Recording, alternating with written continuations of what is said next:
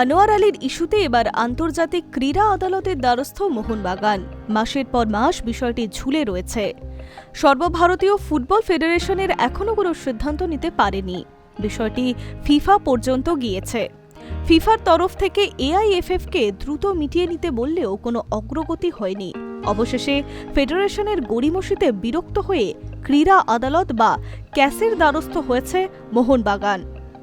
2 মরশুম আগে ইস্টবেঙ্গল থেকে মোহনবাগানে আসে আনোয়ার, জানিয়ে চুক্তিভঙ্গের অভিযোগ আনে সবুজ মেরুন শিবির।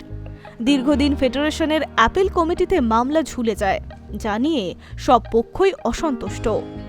গত বছরের নভেম্বরে এই বিষয়টি নিয়ে ফিফা ও এএফসিকে চিঠি পাঠায় মোহনবাগান, যার উত্তরে ফিফার তরফ থেকে দ্রুত পদক্ষেপ নেওয়ার আশ্বাসও দেওয়া হয়। কিন্তু তারপরেও ফেডারেশনের তরফে মামলার কোনো অগ্রগতি হয়নি। এই দীর্ঘ মামলার কোনো রকম শুনানিও করেনি ফেডারেশনের অ্যাপিল কমিটি।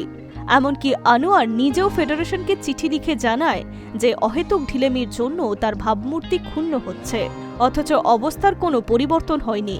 সব মিলিয়ে 1.5 বছর ধরে মামলা ঝুলে। অবশেষে কড়া পদক্ষেপ নিল মোহনবাগান। গোটা বিষয়টি নিয়ে ক্যাসে যাচ্ছে সবুজ মেরুন শিবির। এই মুহূর্তে আনোয়ার আলী ইস্টবেঙ্গলের হয়ে খেলছে। চুক্তিভঙ্গের ইস্যুতে আনোয়ারকে 4 মাসের নির্বাসনের শাস্তি দিয়েছিল প্লেয়ার্স স্ট্যাটাস কমিটি। পাশাপাশি দিল্লির এএফসি এবং ইস্টবেঙ্গলকে 2টি ট্রান্সফার উইন্ডো ব্যান করা হয়। সেই সিদ্ধান্তের বিরোধিতা করে আদালতে যান আনোয়ার। আদালতের নির্দেশে বিষয়টির ফের শুনানি শুরু হয় ফেডারেশনের প্লেয়ার্স স্ট্যাটাস কমিটির। তবে শুনানি পিছিয়ে যাওয়া ছাড়া আর এই বিষয়ে কোনো অগ্রগতি হয়নি বলে খবর। Hi news network.